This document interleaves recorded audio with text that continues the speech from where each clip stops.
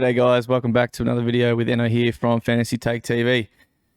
Today I'm going to be doing a quick team update. The AAMI game starts tonight, which is exciting, so get the team out on paper.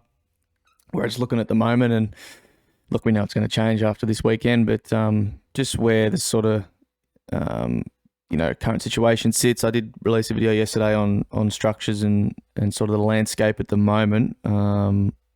It's looking pretty dour, especially in the rookie situation. So we'll see where we go, and hopefully some boys put their hand up this weekend and get themselves into teams in round one. So the defense is where I've been saving some there's very little rookies there now. We just lost Dean to a foot injury. Looks like he'll miss round one and maybe even a bit longer, and by about round 4 or 5 I think Ruffy's back, and we'll take his spot anyway. We obviously lost Chesser last week in the practice games. Brody Kemp is not playing tonight with a calf complaint, so it's looking pretty slim. But as always, I've got Jake Lloyd at D1. I have toyed saving cash there as well. So going down to say a Short or a Ridley or something like that, gets you 50k if you're desperate. And if rookies really are very bad, you could possibly save some there. But I've got him still at D1 just for now. You're going to get from him durable, average pretty much 100 plus, you would think, in his sleep. And has the upside for maybe a little bit more than that. So got Jake Lloyd there still. Lockie Whitfield for me is an absolute lock. Hasn't really moved from my team at all during the preseason, and I don't see that happening up until round 1. D3 and D4 is where it gets a little bit interesting. I haven't had James Sicily in my team much at all, I'll be honest. Lockie Bramble just went down with a foot injury as well yesterday. And he's a guy that really showed some good signs last year, and on the wing and half back, and took a lot of the ball that was obviously in the Hawks back half. And look, I think Sicily still, the ball's going to spend a lot of time down there, and he still wants to, you can just tell he's the type of guy that still wants to be the general down there. I know there's a lot of guys putting their hands up now, but maybe Bramble out just helps him even the tiniest bit. Bramble does take some kickouts too. So look, I'm not massively on the Sicily pick, but as far as value goes, he's going to outperform his price. It's just whether or not you think he's sort of top 6 to 8, and I think there's a little decent chance that he falls into that range. So for now, I've got him there just purely because of cash reasons as well on other lines, but we'll get to that. And same can be said, with the next man, and that's George Hewitt, who is even cheaper at $399k, and just looks that he's going to be unleashed in that midfield. He had 27 touches in the practice game last week. I know there's no Walsh there at the moment, but he'll definitely be in that core mix even when Walsh is back. It'll be Cripps, Walsh, him, and Adam Chera. So look, there's always a slight risk with George and the fact that he's been used as a tagger in the past at Sydney, but it doesn't seem that Vossi will want to go that way. And look, we don't know. Of course, there's always a chance just because it's in his past that he might. But I think he should be let loose mostly in the midfield, and should attend at least around 40-50% CBAs, which I think should be enough for a minimum 90, and with upside to maybe 95, 100. If all goes perfectly. So there's some value there, and again, I think he's one that will definitely outperform his price. It's just that will he land into the top 6? Who knows? Kitty Coleman is, a guy we need to see play this weekend. Been touted all preseason and even to obviously back a lot, last 3 or 4 games last season, played halfback, and had some decent numbers there. But we need to see it. I need to see him play there this year. Need to see what their setup is. Another guy, actually, Wilmot, another rookie, just got suspended in a practice game, which means he'll miss round 1. So there's obviously a spot there for him. They've been talking him up. They want him to play there. He's got the run. He's got the dash. If he can snag some kickouts, that's obviously just only a plus. So yeah, we'll need to see it from him this weekend, and then we can sort of hopefully lock him in. I don't have major high hopes for him. It's just in that role where the rookie situation is, where where we need to spend our cash, it's just someone I think we can at least hold down a position and should have decent job security. So got Kitty there for now.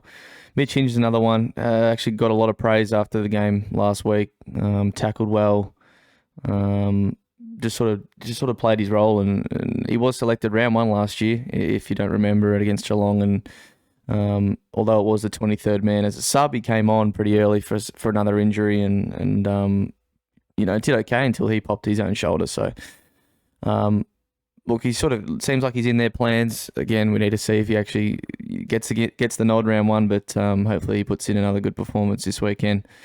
Josh Cena is another one. Hinkley had some actually pretty glowing words about him, I think yesterday or the day before. And look, he's no guarantee to play round 1, but Kenny does like playing some kids, as we've seen over recent years. So just needs to, again, put in a good performance this weekend. And Jordan Boyd's the last one, who's the look, he's a placeholder for now. We just lost Dean. De Conning is obviously another one that may get a game at the Cats, but not won't be a promising scorer or rookie for us. But look, it's not looking great. We need someone to pop up, but for now he is playing tonight, I believe. So just another one there.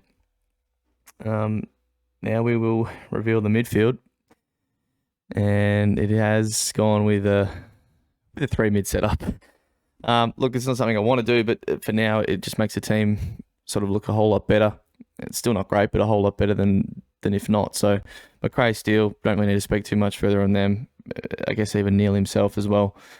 Jared Berry, been spoken about to nauseam about his performance last week, and at his price it just seems too hard to pass up. Ward Francis in there, Dacos in there. Stevens did play pretty well, so he's in there as well. And McDonald, many think will get a game for Hawthorn after a very good pre-season. A guy missing in there is Josh Ward. Maybe if he gets picked, we may have to select him, even though he is at a high price at 180k. So, on field is fine. It's when we start looking at this mid bench, it gets a bit worrisome. So I got Finn here for now, Finn McGuinness, and he's no guarantee to play. How many of Ward, McDonald, and McGuinness and these sort of young guys would they play in the round 1 team? You got to sort of balance between, obviously they want to win games, but develop young kids. We don't know what Sam Mitchell wants to do or what direction he wants to go yet. So hopefully he gets a game, but if not, we'll have to rethink that one, and that's where I might have to steal some cash from other places. Jackson Mead, hopefully gets a game at Port. Again, there's no guarantees there. Just another kid that Kenny hopefully finds a spot for, but Sam Powell-Pepper should be right for round 1, so may not come to fruition. And I've just got Winder here, who himself may not get a game, but there's also Zane True as well. Just with all these West Coast injuries, I'm holding out hope, and we all should be, that they give us some rookies, especially the midfield, hopefully. But just some basement rookies. I mean, it's been floated. Guys like Petruccelli and Rioli and stuff like that will play midfield. They're no good to us. They're too expensive. Obviously, they've already played, so we need some fresh guys. And hopefully Simpson goes down that route. But who knows? He's sort of been hanging on to 2018 for a bit now, but it's getting pretty dire over there. So hopefully they give us the goods.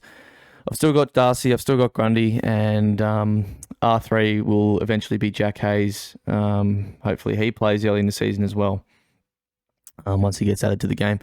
Josh Dunkley hasn't moved, not worth talking about. Zach Bailey, been in and out of my team. It sort of depends whether we go... it depends on the defender rookies. If a defender rookie pops up that I could field, which I guess we'll talk about McCartan later, but he's there, then I can... still probably Sicily from there. Go back to another maybe Jaden Short type, and if I can get some cash somewhere, I can go back to sort of 3 in defence. Get another midfield in there. But anyway, I did speak about it in yesterday's video. But for now, I've just got Bailey here, and still got Henny and Butters. Henny a little concerning that Papley went down, but they want him to play midfield all pre-season. They do have some other guys that are, small forwards. Obviously, none of them is anywhere near as good as Heaney, but you'd think they'd persist with more midfield than forward. But I do see the forward time probably creeping up a bit until Papley's back. So a little bit annoying, but for now, I still think he's probably clear of a lot of other options. And Butters is just, hasn't moved either. Cogs as well, and Rochelle, I just don't see where we can field any rookies like Durden or something on field. McCartan may be a fieldable option, but, maybe we require him in defence. So that's where the team's sitting at the moment, guys. Enjoy the footy this week. If you're new to the channel and you haven't seen me before, hit the subscribe button if you can, like the video. Many more to come, a lot more to come, especially after the games this weekend. We'll do a couple of podcasts, and I'm sure all of us boys, JD and George, will be doing a lot of videos leading up to round 1, which is only 2 weeks away. So thanks for watching, guys, and I'll see you in the next one. Cheers. Got the mojo deals, we been tripping like the 80s. Pulling out the coupe at the lot.